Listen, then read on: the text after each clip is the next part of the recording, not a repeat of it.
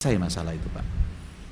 Tapi kalau sampean itu punya masalah, menyalahkan orang, tidak akan selesai masalah itu, dan masalah itu akan semakin panjang, buntutnya akan panjang. Suami istri itu ada masalah, suami bilang, maaf ma, ini salah papa, selesai sudah. Sing wedok, maaf ini salah mama, selesai sudah. Tapi nek sing lanang ngomong ini, ono masalah mah, iki gara-gara kon iki mah. Wis gak iso mari Pak masalah iki. Sing wedok gak gelem kara, aja ngono Pak. Nek gak krana raimu gak mungkin koyo ngene iki. Dirai-rai bojone. Kenapa Bu?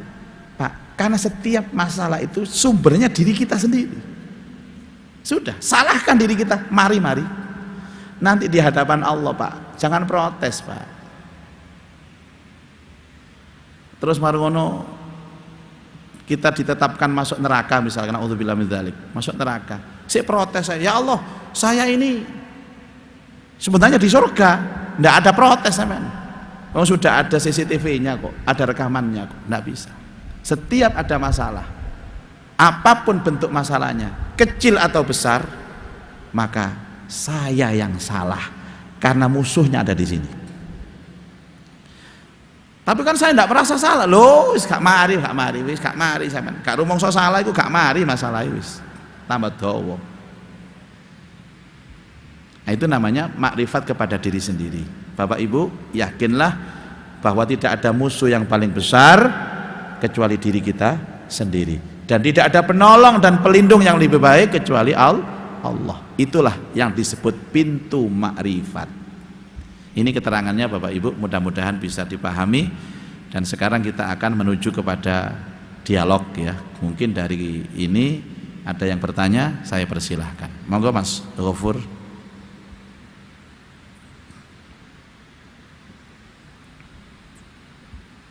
Assalamualaikum Pak Ustadz. Waalaikumsalam warahmatullahi wabarakatuh.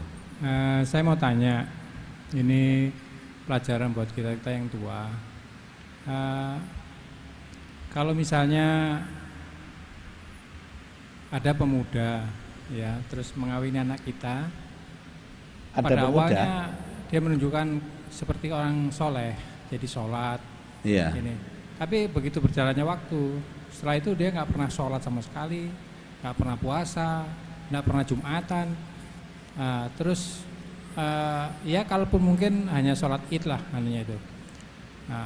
Itu secara hukum perkawinannya maupun hubungan suami istri itu bagaimana Ustadz ke depan? Apakah masih kategori seorang muslim atau di luar muslim, dan apakah hubungan suami istri itu menjadi halal atau haram? Nggih. Baik Bapak Ibu. Jadi ada seorang yang menikah, awal-awal itu ya rajin sholat macam-macam. Dalam perjalanannya ini kemudian dia tidak sholat lagi. Bagaimana status pernikahannya? Jadi ada dua Pak, ada status hukum, ada status keimanan ya.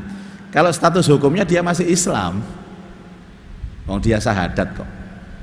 Selama orang ini tidak mengakui saya keluar dari Islam, saya murtad dari Islam, dia dianggap Islam dan pernikahannya masih sah. Hubungannya dengan istrinya juga masih sah karena hukum itu apa Pak?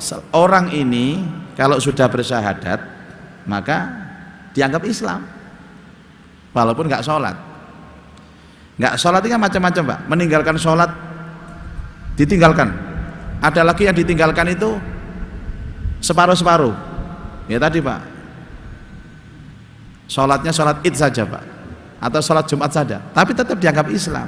Cuman masalah keimanan, dia kurang imannya, dan keimanan ini tidak ada hubungannya sama hukum. Ada seorang ibu datang kepada saya, persis Pak, Ustadz, saya itu punya suami nggak sholat Pak Ustadz, gimana Pak? Saya boleh nggak gugat cerai saja? Nggak bisa Pak, kita nggak bisa menggugat suami cerai gara-gara nggak sholat. Tapi kan dia masih Islam, walaupun tidak mengamalkan Islam. Ini hukum. Urusan dia tidak sholat itu urusan dia dengan Allah, tapi urusan hukum ya tetap sah. Dan mohon maaf Bapak Ibu, kalau orang yang model seperti ini mati Pak, kita harus tetap mensolati dia, karena dia terikat dengan syahadatnya. Jangan kemudian kita ini orangnya mati, gak usah disolati ku, biar gak tahu sholat itu, gak bisa Pak. Dia syahadat loh, dia Islam loh, ya tetap sholati. Kecuali dengan sangat sengaja dan sadar dia mengatakan saya sudah keluar dari Islam, maka pernikahannya batal, hubungannya dengan istrinya berzina, jelas. Tapi selama dia hanya meninggalkan perintah tetap sah. Cuman urusan meninggalkan itu urusannya dengan Allah. Nomor WA pinten Pak? Kalau WA mawon tiyang niku. Ngaten nggih Pak nggih? Ada lagi ibu-ibu? Ya, oh ya. Ibu 1 2. Monggo Bun. Assalamualaikum warahmatullahi wabarakatuh. Saya termasuk sangat mencintai Ustadz dalam arti tanda petik. Dalam arti bukan Ustadz. Ibu mencintai saya? Mencintai kajiannya Ustadz. Terus? Kajian Ustadz, sehingga setiap ada Ustadz dimanapun, insya Allah saya ada di situ. Masya Allah. Di Ubara kan, saya kan dosen Ubara yang selalu ketemu. Berarti termasuk Muzaki lover ya? di Ali Terus? juga, di sini juga. Enggak, saya enggak bangga kalau Bu. Nggih. Biasa Apa? saja. Oh nggih. Ini Ustadz izin menanyakan sedikit aja Ustadz terkait dengan penyakit kolbu. Yang mana penyakit kolbu ini kan saya ini kan mungkin ini adalah penyakit rakyat Ustadz, yang mana kadang-kadang Penyakit apa Bu? penyakit rakyat. Kadang-kadang kita kan tidak sadar melakukan hal itu. Menurut perspektif Islam kan penyakit kolbu itu identik dengan penyakit hati yang sangat mendalam. Misalnya tadi Ustadz sampaikan bahwa di situ termasuk bangga dengan dirinya sendiri, gelisah, resah, dan kadang-kadang pamer tentang dirinya sendiri itu kan. Nah, saya mengambil dari At-Taubah Ustadz, mungkin kalau saya salah, ayat 125 menyatakan bahwa untuk penyakit kolbu itu akan membawakan dirinya sampai kekafiran, bahkan sampai mati, itu pun dianggap kafir. Mohon penjelasan dari Ustadz bagaimana tentang hal ini Ustadz. Terima kasih, mohon maaf. Assalamualaikum warahmatullahi wabarakatuh. Ya, terima kasih Bu. Dari sekian banyak penyakit hati itu mengkerucut dengan 3 huruf S O K, sok pinter, sok cantik, sok bener. Itu penyakitnya iblis. Dan penyakit ini harus cepat disembuhkan. Kalau tidak, cepat merantak, cepat nular. Jadi maaf Bapak Ibu, perbandingan antara nularnya kebaikan dengan nularnya keburukan itu lebih cepat nularnya keburukan. Jadi kalau ada orang sombong, dibiarkan sombongnya merantak kemana-mana. Dan kalau sudah merantak, susah untuk disembuhkan. Karena itu berbahagialah kalau kita punya teman itu sering mengingatkan. Itu obat loh. Mbak, ojo sombong sampean Mbak. Ojo sombong. Nah, kalau sampai tidak bisa disembuhkan, maka dibawa sampai mati dia. Saya tahu matinya orang sombong. Metutut. Wong Makmudin ngedusi loh, dipedeli ya Makmudin. Itu yang dimaksud bahwa ada orang itu yang larut dalam penyakit hatinya, tidak disembuhkan, akhirnya dibawa mati. Dan setiap kali diingatkan tidak merasa. Mbak ojo sombong. Aku gak sombong loh, mesti ngono wong sombong itu. Gak kroso. Karena itu ya kita ini kan doa diajarkan Rasulullah kan ada. Allahumma inni a'udzubika apa itu? Minasyakki wasyirki wasu'il akhlaqi wasu'il mandori wasu'il munqalabi, dan ya Allah aku berlindung kepadamu dari sifat syirik, dari sifat ragu-ragu, dari sifat hasud, dari sifat sombong, dari sifat negative thinking.